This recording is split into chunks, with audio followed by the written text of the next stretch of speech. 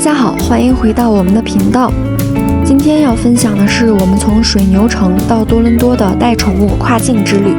虽然只有仓促的一天，但创下了好几个之最：最小的教堂、最好吃的川菜、最糟糕的营地。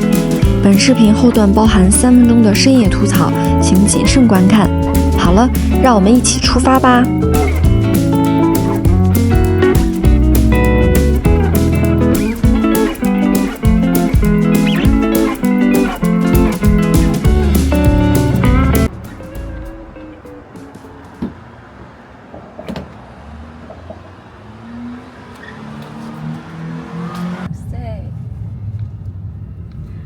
今天要去加拿大啦！我们现在马上就要过关了，我都没反应过来，我从那小路一上来，其实就已经到这个边境了。这 duty free， 这还能买 duty free。前方3英里，朝 Stanley Avenue 方向。这好像不是很多人啊，感觉。因为我们在这个关口，这个不是彩虹桥的关口，所以没什么人。彩虹桥那边人多。对。然后我们今天因为带着狗子。然后我们就带了他们所有的疫苗啊、证明啊，就以防他们要查。但我们一会儿看看他们到底要不要看吧。对面从加拿大入境的倒是排了长队，都是来 Buffalo 玩吗？因为我们要过上桥到对面才排队的可能。哦。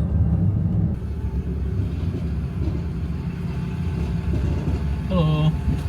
Hi. We live in the New York. Where are you going? Toronto. Purpose. Travel for 1 day. You're going back today? Tomorrow. Can you sit back for me? Okay, have a good day. Thank you.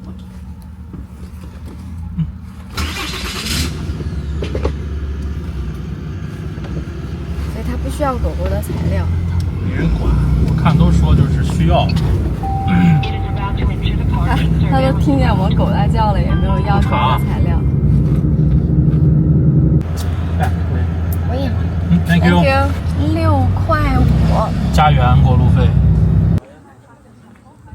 捡到了一片已经红了的叶子。现在我们就在这个世界上最小的教堂了，就叫 Waterwayside Chapel。我感觉这个小教堂它的大小跟我们皮卡，它的主体大小跟我们的皮卡车也差不多。现在里边有人吗？有人，好多人。健身看看结构。说是只能容纳4个人。里面坐的有些人，给我来。一共就这3个小窗户。出来了。你要挤着坐肯定不合适的。哇哦！确实是只有5个座位。对啊，就是这还有一个，那还有一个站人的地方，你挤一挤可以坐好几个人。这个小教堂就在安大略省尼亚加拉河畔小镇，它虽比一辆皮卡都小，但却具备教堂的所有要素：门窗、尖塔、小长凳，很适合做从大瀑布出发的自驾行的第一站。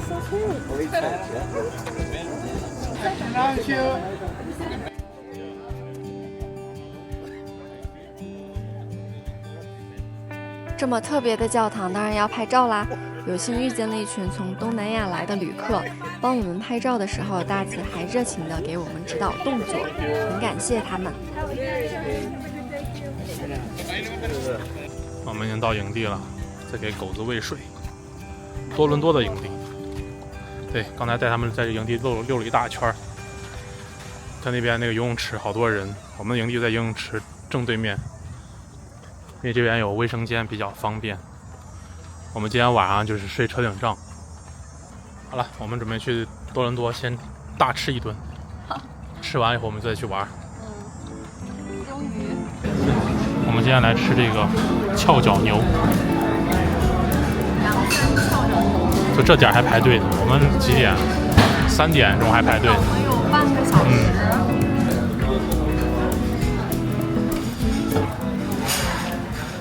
我们的菜已经上来了，这是一个火爆牛舌，一个翘脚牛，我们尝尝到底好不好？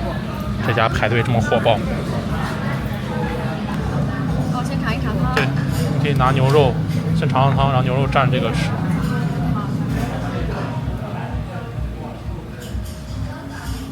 还是很鲜的。很鲜的。蘸蘸这个西料尝尝。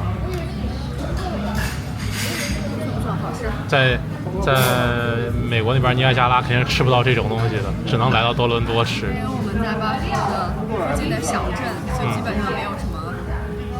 有中餐也不好吃。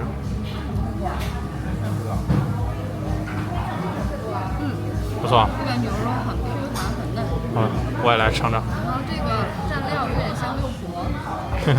它应该就是。跟六婆的味道还不一样。不一样吗？尝尝这个血，刚才把它拌开。然后把它捣碎之后，这样吃特别的有味儿。还有这个辣椒的味道，我特别的喜欢，就是那种在国内做的那种辣椒油，香辣香辣的感觉。这个茄子是个凉的凉菜，两条茄子，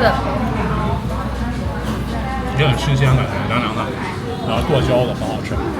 这个火爆牛舌。这家翘脚牛真的太好吃了，完全不输我在四川本地吃到的味道。菜品分量偏小，正好可以多点几样尝试。最后账单还夹在一个中国结婚证的外壳里，挺有意思的一个小细节。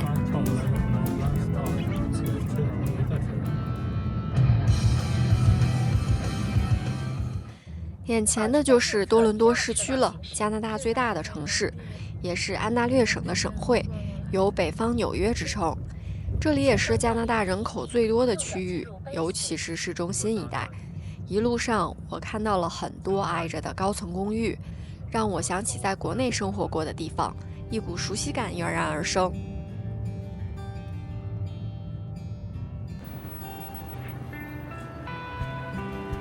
走吧。多伦多市区的建筑风格也非常多样，一边是玻璃反光的高楼大厦，一转角又是哥特式老教堂，又或是罗马复兴的红砖楼。它们就藏在街头巷尾，走着走着就不期而遇，特别适合建筑迷们随手拍、慢慢逛。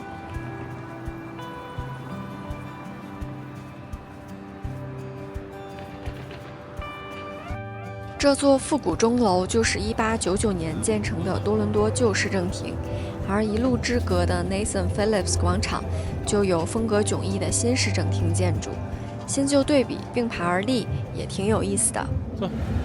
这边就到了这个 Nathan Phillips Square， 这应该是他们游客最多的地方，最热闹的地方。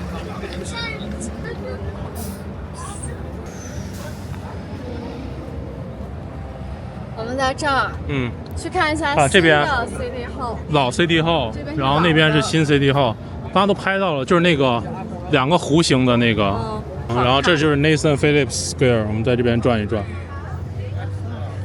I can do， 就像国内的公园，大家也带着下象棋，下国际象棋。人民公园，对，这边下的不是象棋，这边下国际象棋。你看这边这个湖的就是新 City Hall， 就没什么意思了。上面好多细节。你看那边就是 Toronto， 看到没？还有一个枫叶。眼前的就是多伦多市政广场 Nathan Phillips Square， 最出镜的地标就是这个五彩缤纷的 Toronto 大字。夏天可以在喷泉边乘凉，冬天这里还会变成溜冰场，很多活动和集会都会在这儿举行。对，这叫市法院。但是说这个建筑比较好看，但是咱也看不出来个啥。我们走到里面看一看。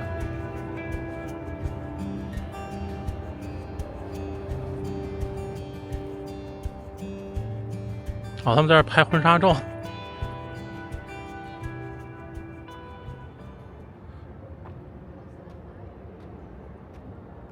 正在维修。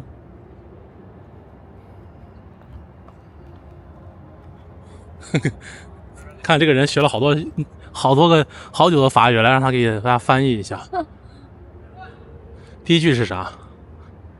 这是一个建造于1829到1932期间的非常重要的政府建筑，是这个William 就是这个乐德高加拿大是 Oscar， 然后这个社会局建的。哎呀，可以啊，那你念一念，你从第一句重新念一下，念得出来吗？念的话，念的肯定不顺利。这是最高院啊？最高院。最高法院。嗯，是这个省的最高院。哦。好了，我们看看建筑吧。什么6年巴拉巴拉巴拉的，就是咱的阅读能力还有一点。可以啊。听和读说呢就差很多了。不错了，好歹能读出来一些。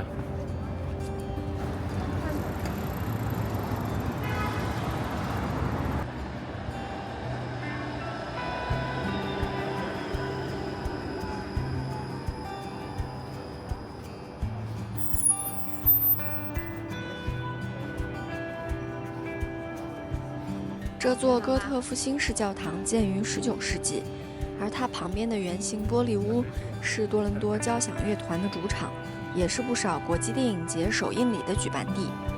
现代与历史又一次照应，又是一组有趣的风景。多伦多市区很有特色的红白相间的有轨电车穿行在市中心大街小巷，是观光通勤的好帮手。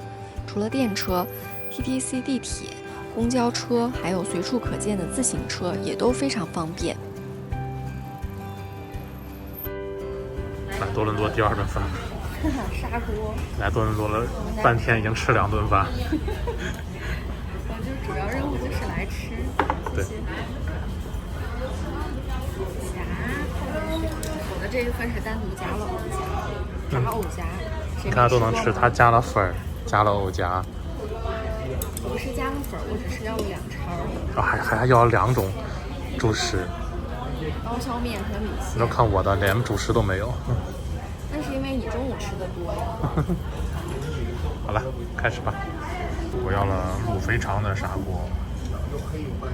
其实他想吃砂锅，想吃好久了。就是我在美国，我们从中部到东部，可能洛杉矶有，但是从中部到东部一直都找不到砂锅。好吃砂锅。然后在多伦多发现了，我现在口水已经一直不住了，再见大家。我们现在飞奔在凌晨5点的多伦多高速上。这个营地简直糟糕透顶，噩梦。对，这是我们出发这么久以来我住过的体验感最差的一个营地。我刚才就看了一下他评论，然后3.8分，其中有60个评论都在讲这个噪音，30个评论讲这个火车。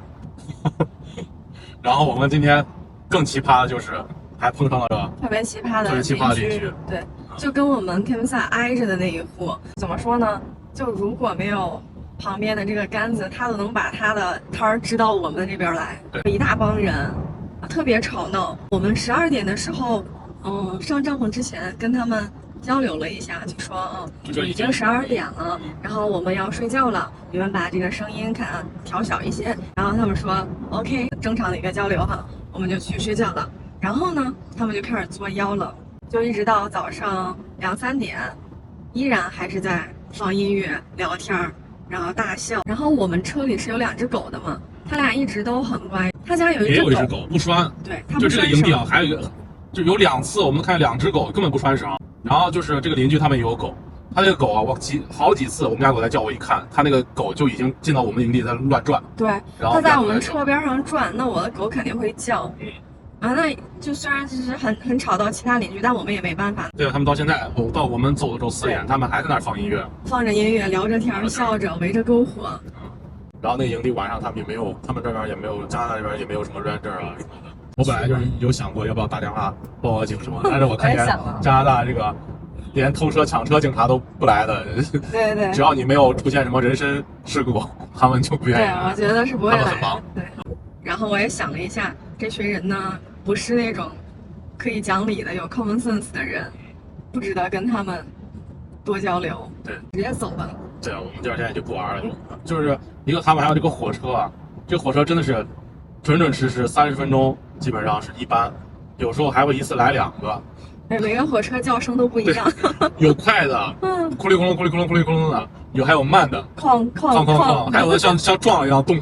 虽然除了火车，然后它高速的声音也很明显。它有高速，然后你就能听到凌晨3、4点、2、3点的多伦多那些飙车的人的声音。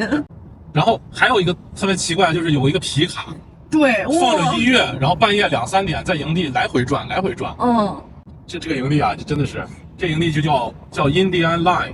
对 ，Indian Line Campground， 大家一定要避雷。对啊，它虽然离多伦多很近，就只有1个小时，但是吧，你千万不要图这个近，真的是要了命的。这我们第一天来玩了一白天，本来第2天还要玩一个地方，那就算了吧，不玩了，回去补午觉睡睡，毕竟周一还要上班。哇，好多牛！这就是我们的多伦多一日游了。